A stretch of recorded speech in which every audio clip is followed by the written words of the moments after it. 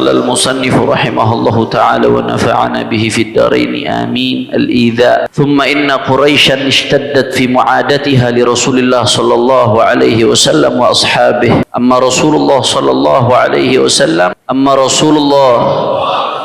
صلى الله عليه وسلم فقد لاقى من إيذائهم أنواعا كثيرة. من ذلك ما رواه عبد الله بن عمرو بن العاص رضي الله عنه إنه قال بين النبي صلى الله عليه وسلم يصلي في حجر الكعبة إذ أقبل عقبة بن أبي معيط ووضع ثوبه في عنقه فخنقه خنقا شديدا فأقبل أبو بكر حتى أخذ بمنكبه ودفعه عن النبي صلى الله عليه وسلم وقال أتقتلون رجلا أن يقول ربي الله. ومنه ما روى عبد الله بن عمر رضي الله عنهما قال بين النبي صلى الله عليه وسلم ساجد وحوله ناس من قريش جاء عقبة بن أبي معيط بسلأ جزور فقذفه على ظهر النبي صلى الله عليه وسلم فلم يرفع رأسه فجاءت فاطمة رضي الله عنها فأخذته من ظهره ودعت على من صنع ذلك. ومنه ما كانوا يواجهونه به من فنون الهزء والغمز واللمز كلما مشى بينهم أو مر بهم في طرقاتهم أو نواديهم إلى أن قال إلى آخر ما قال. Setelah Rasulullah sallallahu alaihi wasallam diutus, kemudian kita sudah jelaskan selama 3 tahun Rasulullah sallallahu alaihi wasallam dakwah secara sembunyi-sembunyi, sirran. Dakwah sirran secara sembunyi-sembunyi Rasulullah selama berapa tahun? 3 tahun.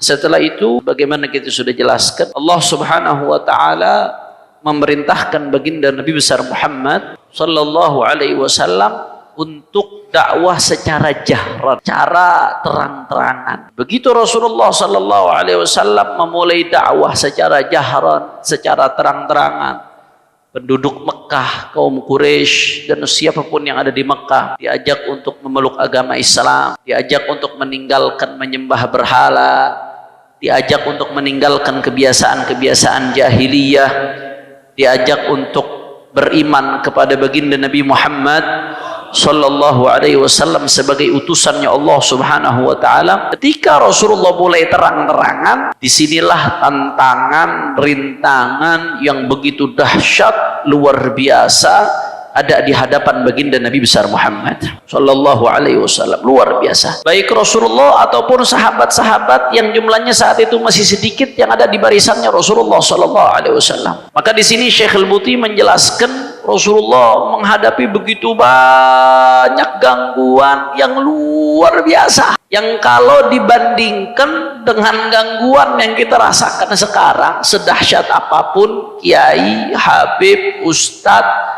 dai ketika berdakwah mendapatkan gangguan, wallahi sedikit pun tidak sebanding dengan apa yang dialami oleh baginda Nabi besar Muhammad sallallahu alaihi wasallam. Di sini disebutkan, diriwayatkan oleh Sayyidina Abdullah bin Amr bin al-As radhiyallahu anhu bahwasanya ketika Rasulullah sallallahu alaihi wasallam sedang sholat di dekat Ka'bah, datang seseorang asyaqi, seorang yang celaka yang bernama Uqbah bin Abi Mu'ayt. Ada yang mengatakan bacanya Uqbah bin Abi Mu'ayt, ada yang mengatakan bacanya Uqbah bin Abi Mu'ayyid. Bisa dua-duanya, Uqbah bin Abi Mu'ayt, Uqbah bin Abi Mu'ayyid. Seorang yang celaka. Apa yang dia lakukan? Ini Rasulullah lagi sholat, bukan lagi ngomelin mereka, bukan. Rasulullah bukan lagi nyaci maki mereka, bukan lagi sholat. Rasulullah sallallahu alaihi wasallam ketika lagi sholat, ya, Rasulullah sallallahu alaihi wasallam disamperin oleh Uqbah bin Abi Mu'ayt. Kemudian Uqbah bin Abi Mu'ayt ya meletakkan bajunya, bahan pakaiannya di leher Rasulullah sallallahu alaihi wasallam, kemudian dililitkan ke leher Rasulullah, diikat sekencang-kencangnya, dia cekek baginda Nabi besar Muhammad sallallahu alaihi wasallam. Ini yang dicekek lehernya siapa ya ikhwan? Dicekek lehernya siapa? Sayyiduna Muhammad sallallahu alaihi wasallam. Dicekek sekencang-kencangnya sampai datang Sayyidina Abu Bakar Siddiq radhiyallahu taala anhu ardah. Sayyidina Abu Bakar megang pundaknya Uqbah bin Abi Mu'ayt, ditarik sama Sayyidina Abu Bakar Siddiq, dihindari dari Rasulullah sallallahu alaihi wasallam. Apa kata Sayyidina Abu Bakar Siddiq? Ataqtuluna ataqtuluna rajulan an yaqula rabbi Allah? Apakah kalian mau membunuh seseorang yang mengatakan Allah adalah Tuhannya? Kalian mau bunuh ini rajulan yaqulu rabbi Allah, mengatakan Allah adalah Tuhannya, cuma gara-gara mendeklarasikan dia sebagai hambanya Allah mau dibunuh? Luar biasa yang dihadapin Nabi, ikhwan. Bahkan nggak sampai di situ, di sini diceritakan dari Sayyidina Abdullah bin Umar radhiyallahu anhuma bahwasanya ketika Rasulullah sallallahu alaihi wasallam sujud, ini riwayat yang ada di sini singkat diringkas oleh Sayyidina Syekh Muhammad Sa'id Ramadan Al-Buti. Ya, riwayat aslinya ketika Rasulullah sallallahu alaihi wasallam sedang sujud di depan Ka'bah, saat itu Abu Jahal ngomong, ayo siapa yang bisa ngambil kotoran dari kotoran ontaknya Bani Fulan kemudian dilemparkan ke Muhammad yang sedang sujud, katanya saudara. Abu Jahal bikin sayembara. Akhirnya seorang asyaqi yang celaka yang namanya Uqbah bin Abi Mu'aid, ya, dia angkat tangan, saya yang mau ambil. Dia datang ke Bani Fulan, dia ambil kotoran ontaknya, dia bawa kotoran ontak itu ke dekat Ka'bah. Di situ Rasulullah SAW sedang sholat, Rasulullah dalam keadaan sujud dilempari kotoran onta, ya ikhwan. Oh, siapa yang ngalamin ini? Siapa? Hat-hatli kulli, siapa? Kiai mana, Habib mana, sedahsyat-dahsyatnya dia berdakwah, yang ngalamin seperti yang dialami oleh baginda Nabi Muhammad. Rasulullah tetap sujud. Begitu Rasulullah sujud, Rasulullah SAW tetap sujud sampai datang Sayyidatuna Fatimah Az-Zahra radhiyallahu taala anha wa ardhah. Rasulullah datang kepada Sayyidatuna Fatimah, datang ngedeketin Rasulullah, dibersihin itu kotoran ontak yang ada di atasnya Rasulullah, yang ngebersihin pakai tangan sucinya Fatimah Az-Zahra radhiyallahu taala anha wa ardhah. Kotoran ontak najis dibersihkan oleh tangan sucinya Fatimah, Sayyidatuna Fatimah radhiyallahu anha. Akhirnya ketika itu terjadi, Rasulullah sallallahu alaihi wasallam angkat tangannya. Rasulullah sallallahu alaihi wasallam mengatakan, kata Rasulullah sallallahu alaihi wasallam, Allahumma 'alaika bimala'in min Quraisy. Allahumma 'alaika bimala'in min Quraisy. Allahumma 'alaika bimala'in min Quraisy. Disumpahin sama Nabi, ya ikhwan. Apa kata Nabi? Ya Allah, hancurkan sekelompok orang Quraisy itu, ya Allah. Ya Allah, hancurkan sekelompok orang Quraisy itu, ya Allah. Ya Allah, hancurkan sekelompok orang Quraisy itu, ya Allah. Angkat tangan Rasulullah, saudara. Di dalam riwayat lain dikatakan Sayyidatuna Fatimah juga ikut angkat tangan. Bahkan dalam riwayat lain spesifik disebutkan oleh Nabi, fasammahum Rasulullah, disebutin namanya satu-satu sama Rasulullah. Allahumma 'alaika bi Abi Jahal, Allahumma 'alaika bi Uqbah bin Abi Mu'ayyid, Allahumma 'alaika bi fulan, bi fulan, bi fulan. Para sahabat menyebutkan itu nama-nama yang disebutkan oleh Rasulullah, kebanyakan mati ketika perang Badar gara-gara kena sumpahnya baginda Nabi Muhammad sallallahu alaihi wasallam. Makanya kadang-kadang kita suka lihat ada ulama-ulama kita kok ngedoain jelek. Fulan nih nyerang Islam, dolimin ulama, sama ulama-ulama kita didoain jelek. Kadang-kadang disumpahin. Kayak tadi Habib Ahmad bin Shalih Al-Attas. Mudah-mudahan Allah kasih beliau panjang umur, sehat walafiat. Nah, ini kan majelis, ini tempat syiar, tempat dakwah ini. Begitu ada yang mau berbuat buruk kepada beliau, ya bukan berbuat buruk kepada beliau sebenarnya, pengen berbuat buruk kepada dakwah yang beliau lakukan. Ada yang nggak seneng kalau umat ini dekat sama baginda Nabi besar Muhammad sallallahu alaihi wasallam, dibacain tarmihim. Mungkin kalau ada yang Habib Ahmad bilang tadi kurang nyambung dikit, otaknya mikir, wah Habib orang berbuat buruk disumpahin begini, subhanallah. Ini aneh, bukan ngebuka pas bab ini, bukan. Ada contohnya dari baginda Nabi Muhammad sallallahu alaihi wasallam. Jadi Rasulullah tuh nggak melulu ya Allahumma hdi qaumi fa innahu la ya'lamu. Ada kalanya seperti itu tuh ada. Ketika seperti kejadian di Taif, aku nggak mau sumpahin mereka. Aku berharap, kata Rasulullah, nanti keluar dari punggung-punggung mereka, dari rahim-rahim mereka, orang-orang yang mengesahkan Allah Ta'ala dan Rasulnya. Ada kalanya seperti itu. Tapi ketika Rasulullah berhadapan dengan orang-orang yang memang udah cengkal, yang memang udah benci, yang memang menghalangi dakwah, disumpahin sama Nabi. Kira-kira jelas apa kagak? Jadi doa tuh ada waktunya, ada kesempatannya. Makanya kadang-kadang kalau kita lihat wiridnya salafun saleh, ya, wiridnya salafun saleh itu ada wirid-wirid yang kencang-kencang banget tuh. Allahumma syaddid syamlahum wa Allahumma baddid syamlahum wa farriq jam'ahum wa mazziq wahdatahum wa zalzil aqdamahum Begitu kalau lihat hizib-hizibnya Imam Hasan Syadzili, hizib-hizibnya salaf dulu lama-lama, waduh kencang-kencang banget. Wala tuballighumul amal. Aduh ya Allah, syatit syamlahum, cerai beraikan mereka ya Allah. Farriq jamahum, wa mazzik wahdatahum, sobek-sobek mereka ya Allah. Zalzil aqdamahum, goncang kaki mereka ya Allah. Jangan dipikir yang seperti itu nggak ngikutin Nabi Muhammad sallallahu alaihi wasallam. Kira-kira jelas apa kagak ini?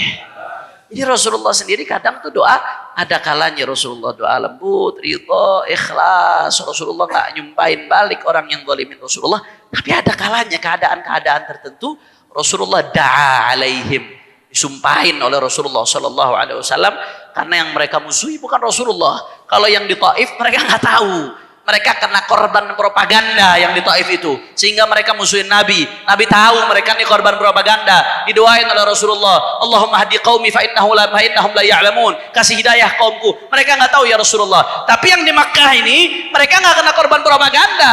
Rasulullah mereka lihat depan mata mereka.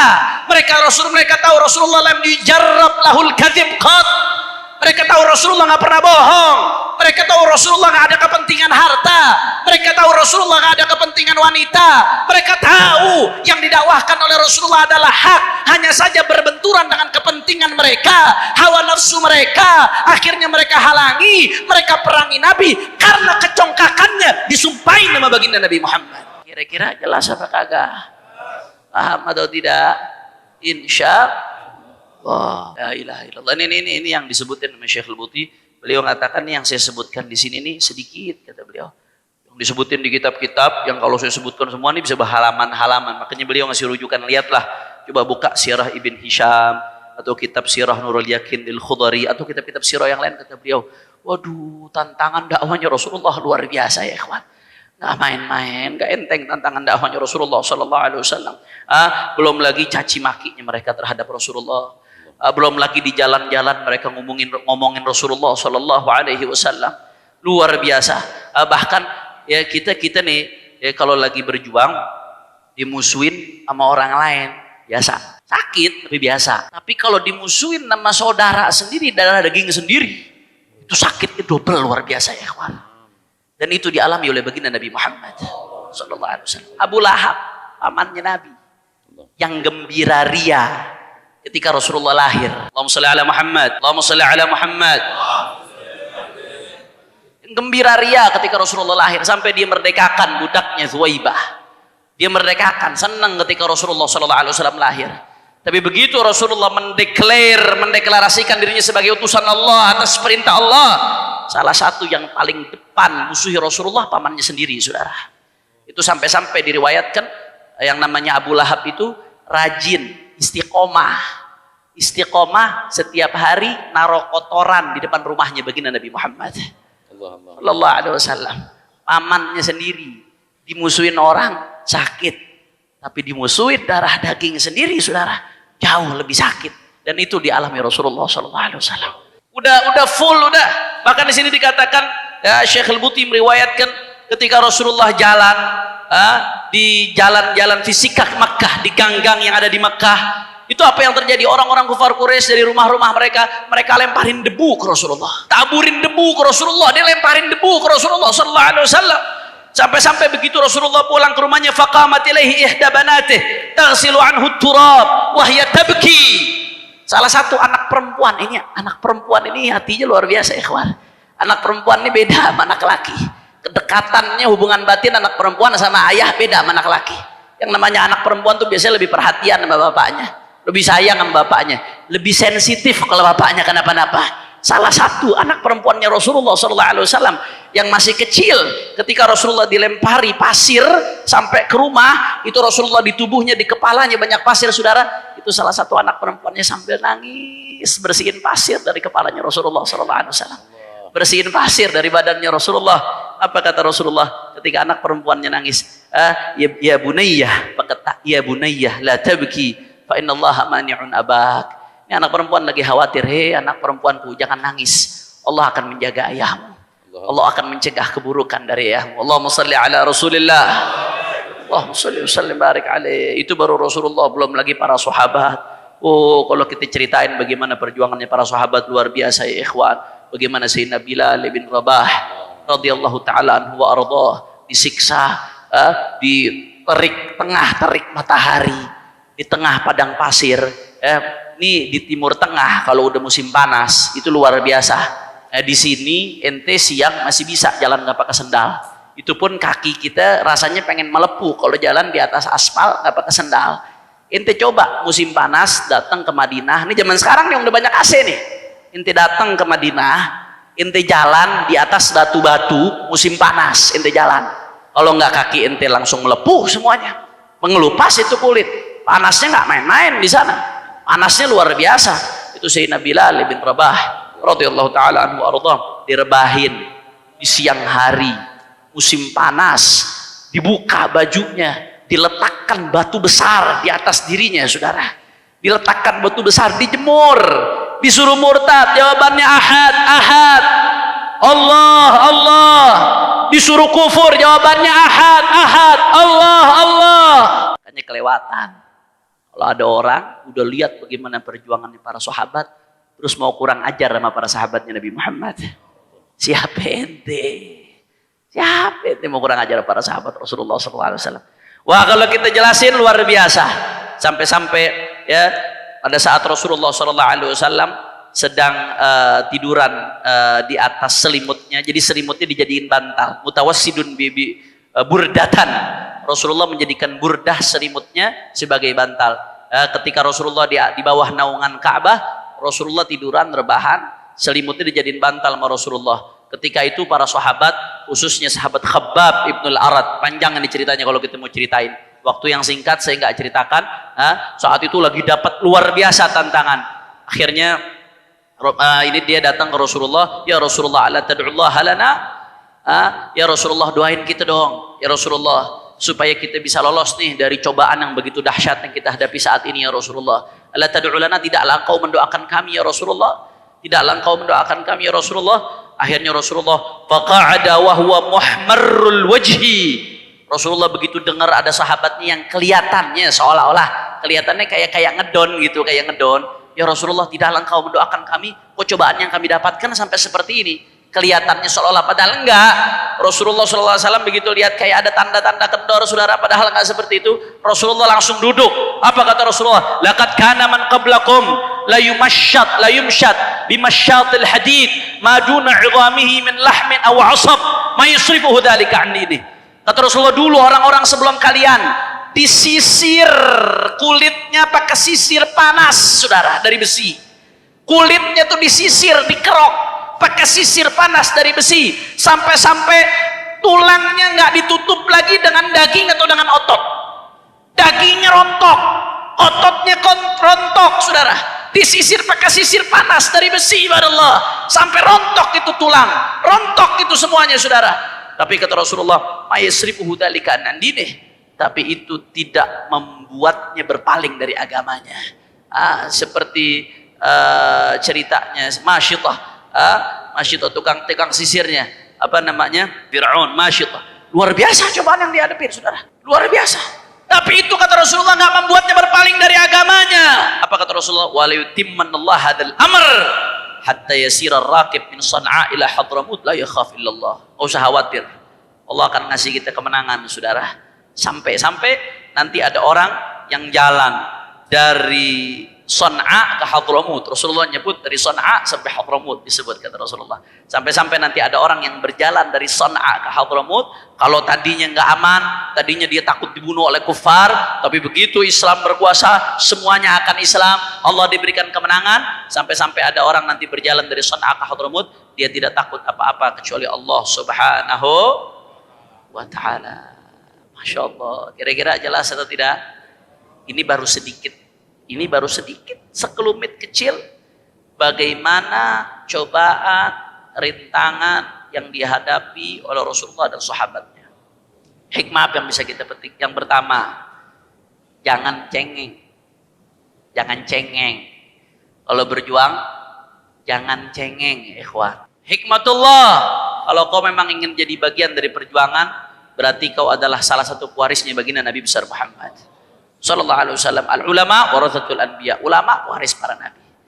Begitu pula mereka yang berjuang bersama para ulama, berarti mereka berjuang bersama pewarisnya para nabi. Ulama yang diwarisi bukan hanya ilmunya, bukan hanya akhlaknya, bukan hanya kemuliaannya, tapi yang juga akan diwarisi, saudara, apa yang akan diwarisi juga salah satunya resiko perjuangannya, saudara. Rasulullah dicaci, ulama juga akan dicaci. Rasulullah dimaki, ulama juga bakal dimaki, jangan kaget. Rasulullah dihina, ulama juga bakal dihina. Rasulullah mereka berusaha mau bunuh, berapa banyak ulama yang dibunuh, saudara. Mereka berusaha penjarakan Rasulullah, berapa banyak ulama pewaris Nabi yang harus dipenjarakan, saudara. Mereka berusaha gembosi perjuangannya Rasulullah, pewaris Nabi juga perjuangannya digembosi. Terlepas dari pewaris Nabinya yang lembut atau yang keras, terbukti sekarang depan mata kita, mau yang lembut mau yang keras dihantam juga, saudara. Bukan soal lembut kerasnya, tapi karena dia mewarisi perjuangannya baginda Nabi Muhammad sallallahu alaihi wasallam. Bukan soal lembut kerasnya, ikhwan. Cuman sekarang tinggal pilih mana. Ente mau ada di barisannya para nabi, yang dicaci, yang dimaki, yang ngadepin resiko perjuangan, apa mau di barisannya Abu Jahal? Ente mau di barisannya para nabi, apa di barisannya Abu Lahab? Ente mau di barisannya para nabi, atau mau di barisannya Uqbah bin Abi Mu'id? Ente mau di barisannya para nabi, atau di barisan para musuh-musuh nabi yang menghadang dan mencegah perjuangannya baginda Nabi besar Muhammad? Kira-kira jelas apa tidak? Jelas atau tidak? Jadi tinggal pilih aja, tinggal pilih, gak usah pusing, saudara. Yang ikut berjuang sama para pewaris Nabi yang istiqamah, yang lurus, yang saleh, yang betul-betul memperjuangkan apa yang diperjuangkan Nabi, yang ikut, ya berarti dia diwarisannya para Nabi, saudara. Tapi mereka yang mencaci para ulama-ulama yang istiqamah, yang saleh dengan segala perbedaan metode, ya berarti nggak kaget kalau kata Pak Ahmad tadi, cucunya Abu Lahab, cucunya Abu Jahal, saudara. Kira-kira jelas atau tidak? Saya katakan cucu di sini bukan cucu biologis, tapi cucu secara ideologis. Tingkahnya diwarisi. A'udzubillah min. Mudah-mudahan kita di barisannya para ulama, di barisannya para ulia, di barisannya para nabi. Amin ya rabbal. Kemudian yang kedua, hikmah yang bisa dipelajari. Syekh Al-Buti di sini ngulas nih. Saya ringkas saja apa yang beliau sampaikan. Beliau ngulas. Beliau ngasih pertanyaan.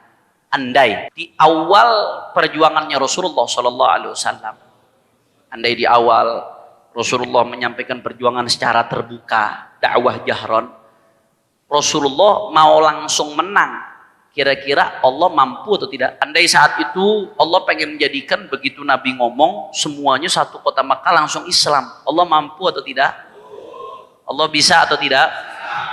Andai saat itu Allah Subhanahu wa Ta'ala inginkan nggak ada yang ganggu Nabi, nggak ada yang ganggu sahabat, semuanya hidup enak, nyaman, diagungkan, dicium tangannya, bahkan dicium kakinya di awal-awal perjuangan, Allah mampu atau tidak? Bisa atau tidak? Tapi kenapa Allah nggak lakukan itu, ya ikhwan? Kenapa? Rasulullah Sallallahu Alaihi Wasallam Habibullah, kekasihnya Allah, saudara. Yang dunia nih laulaka ya Muhammad ma khalaqtul aflak, yang mana dunia alam semesta Allah ciptakan dari cahayanya baginda Nabi besar Muhammad sallallahu alaihi wasallam. Tapi kok Allah Subhanahu wa taala takdirkan Rasulullah dilempari kotoran, Rasulullah dicaci, dimaki, pengen dibunuh, Rasulullah digembosi perjuangannya, diboikot. Bahkan Rasulullah sampai ngalamin yang namanya kelaparan. Sahabat ngalamin luar biasa, ada yang dibunuh, ada yang ditarik kakinya, palanya pakai kuda, saudara, sampai putus itu dia punya badan. Padahal mereka ini kekasih-kekasihnya Allah. Andai Allah mau bela mereka dari awal, Allah mampu atau tidak? Siapa yang maha besar? Siapa yang maha kuat? Siapa yang maha perkasa? Siapa yang maha segala-galanya? Takbir. Tapi kenapa Allah Subhanahu wa taala takdirkan perjalanan Rasulullah begitu terjal, penuh rintangan, penuh tantangan, penuh cobaan, bukan perjalanan yang enak-enakan. Saudara, kata Sayyidi Syekh Muhammad Sa'id Ramadan Al-Buti, beliau mengatakan karena di sini setidak-tidaknya ada 3 hikmah. Apa hikmah? Yang pertama, Allah Subhanahu wa taala pengen menunjukkan bahwasanya semua manusia ini yang mengaku beriman kepada Allah, Mereka tidak lain dan tidak bukan adalah abidullah, hamba-hambanya Allah subhanahu. Maka sudah seyogyanya seorang hamba itu berkorban buat tuannya, habis-habisan buat tuannya. Hidupnya dia ya buat tuannya. Tuannya mau jual, jual. Tuannya mau pertahankan, pertahankan. Tuannya mau suruh AA, tuannya mau suruh BB. Allah subhanahu wa ta'ala pengen mengajarkan kepada kita semua bahwasanya semuanya ini adalah hambanya Allah subhanahu wa ta'ala. Itu yang satu. Kemudian yang kedua, kalau sudah jadi hamba Allah, maka secara otomatis kata beliau akan menjadi seorang mukallaf. Mukallaf. Begitu jadi hamba Allah otomatis jadi seorang mukallaf. Apa artinya mukallaf? Dia dalam penghambaannya dia kepada Allah pasti ada beban. Ada hal yang tahta taklif. Allah haruskan dia, Allah tekankan dia untuk melakukan itu. Nggak cuma enak-enakan saja. Kira-kira jelas atau tidak? Maka begitu dia balik, Allah wajibkan A, Allah wajibkan B, Allah wajibkan sholat, Allah wajibkan dia beriman kepada Allah. Bukan hanya beriman kepada Allah, Allah wajibkan juga bagaimana caranya dia bisa menyebarkan iman ini kepada orang-orang di sekitarnya, saudara. Apapun rintangannya, apapun tantangannya, ya Allah subhanahu wa ta'ala pengen menunjukkan kepada hamba-hambanya lintas zaman sampai hari kiamat. Meskipun Rasulullah kekasih Allah, meskipun para sahabat adalah kekasih-kekasihnya Allah subhanahu wa ta'ala, tapi mereka tetap Allah jadikan jalannya penuh rintangan, penuh tantangan. Meskipun Nabi hakul yakin, Nabi tahu pertolongan Allah akan datang, tapi tetap melewati namanya rintangan, tantangan. Kata Syekh Muhammad Sa'id Ramadan Al-Buti, karena Allah pengen menunjukkan satu, mereka adalah hamba-hamba Allah.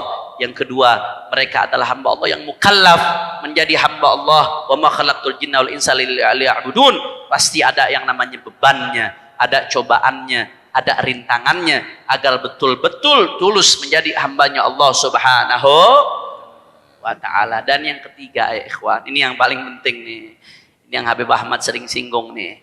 Yang ketiga apa? Allah pengen idharu sidqis sadiqin wa kadhibil kadhibin. Allah pengen tunjukin mana yang tulus, mana yang dusta. Allah pengen nunjukin mana yang benar-benar beriman, mana yang ngomong doang. Allah tuh pengen nunjukin mana yang mukmin, mana yang munafik. Yang mukmin begitu dapat cobaan makin kuat keimanannya. Tapi yang munafik begitu dilihat cobaan dikit, waduh habis di gue nih, kabur langsung ya. Dia lepas itu semua. Makanya Allah Ta'ala katakan dalam Al-Quran apa? Alif Lam Mim. Ahasiban nasu an yutraku an yaqulu amanna wa hum la yuftanun. Walaqad fatanna alladhina min qablihim falya'lamanna Allahu alladhina sadaqu wa liya'lamanna al-kadhibin. Apa kata Allah Ta'ala? Apakah orang-orang itu menyangka ya ketika mereka mengatakan amanna, kami beriman kepada Allah, kemudian habis itu Allah tinggalin begitu aja. Wahum la yuftanun, mereka nggak dikasih cobaan sama Allah. Mereka pikir begitu menyatakan beriman terus Allah tinggal, Allah nggak kasih cobaan begitu. Kata Allah, walaqad fatanna alladhina min qablihim, dan kami telah berikan cobaan kepada orang-orang sebelum mereka, para nabi, para rasul, pengikut para nabi, para rasul. Tujuannya apa? Falya'lamannallahu alladhina sadaqu wal ya'lamanna al-kadhibin. Supaya Allah pilah tuh mana yang tulus, mana yang dusta, mana yang betul-betul mukmin, mana yang betul-betul munafik, saudara. Makanya di sini kata beliau, makanya inilah sunnatullah. Allah nggak akan kalau kata Abu Yazid Muhammad bin Al-Maliki, al-jannah ma hibalash. Surga kagak gratis. Lu pikir mau masuk surga enak-enakan, masuk Dufan aja bayar, apalagi masuk Allah tes dulu mana yang benar-benar, mana yang cuma ngomong doang, mana yang mukmin, mana yang munafik. Makanya kata beliau, dan inilah sunnatullah fi ibadih. Kata Syekh Muhammad Sa'id Ramadan Al-Buti rahimahullah, inilah sunnahnya Allah di tengah hamba-hambanya. Beginilah Allah memperlakukan hamba-hambanya. Maka Allah gak akan merubah sunnah-sunnahnya. Wa min ajli dzalik udiya Rasulullah sallallahu alaihi wasallam. Karena itu Rasulullah sallallahu alaihi wasallam mendapat cobaan, dan nabi-nabi sebelumnya mendapat cobaan. para sahabat mendapatkan cobaan, sampai berapa banyak di antara mereka yang mati menghadapkan cobaan, syahid menghadapi cobaan, buta menghadapi cobaan para sahabat-sahabat, sampai berapa banyak di antara mereka yang disiksa, nggak lain dan nggak bukan, Allah pengen tunjukkan bahwasanya mereka adalah hamba-hamba yang tulus memegang sumpah setianya kepada Allah Subhanahu wa taala, sampai mereka rela mengorbankan segala-galanya hanya untuk Allah Subhanahu wa ta'ala. Hasibtum an tadkhulul jannah walamma ya'tikum mathalul ladzina khalu min qablikum massathumul ba'sa'u wadh-dharra'u wa zulzilu hatta yaqula ar-rasul wal ladzina amanu ma'ah mata nasrullah ala inna nasrallahi qarib. Shadaqallahul azim. Rasulullah sampai Allah nih sampai tantang kita. Am hasibtum an tadkhulul jannah? Apakah kalian kira kalian akan begitu saja masuk surga? Walamma ya'tikum mathalul ladzina khalu min qablikum? Kalian tidak lihat bagaimana orang-orang sebelum kalian, umat-umat terdahulu, massathumul ba'sa wadh-dharra wa zulzilu, mereka mendapatkan cobaan, rintangan, kesulitan luar biasa, mereka digoncang. Sampai ada salah satu Rasul walladzina amanu mahu, dan yang beriman bersamanya mengatakan mata nasrullah, kapan datang pertolongan Allah? Allah langsung jawab, ala inna nasrallahi qarib. Ketahuilah sesungguhnya pertolongan Allah sebentar lagi akan datang ya ikhwan. Makanya kata Syekh Muhammad Sa'id Ramadan Al-Buti rahimahullahu taala, kata beliau, di antara hikmahnya di sini kita melihat bagaimana ketegaran mereka. Mereka disiksa, mereka diazab, mereka mendapatkan cobaan, rintangan, dihina, dicaci, dimaki, tapi itu tidak membuat mereka mundur, tapi justru membuat mereka makin yakin akan datangnya kemenangan Allah Subhanahu wa taala. Tantangan, rintangan yang ada bukan tanda kekalahan. Andai kata tantangan, rintangan dan ini tanda kekalahan, saat ini yang kita lihat ini tanda kekalahan, maka dulu Rasulullah SAW dan sahabatnya tantangan rintangannya jauh lebih besar dari kita. Justru tantangan rintangan yang ada, nasallallahu al-afiyah, itu tanda kalau kita tetap istiqamah, Allah akan berikan kemenangannya buat kita ya ikhwan. Amin ya rabbal. Makanya jangan kira Allah nggak coba. Kita ngaku beriman kepada Allah, Allah akan coba keimanan kita. Mudah-mudahan Allah kasih kita afiah dan kekuatan.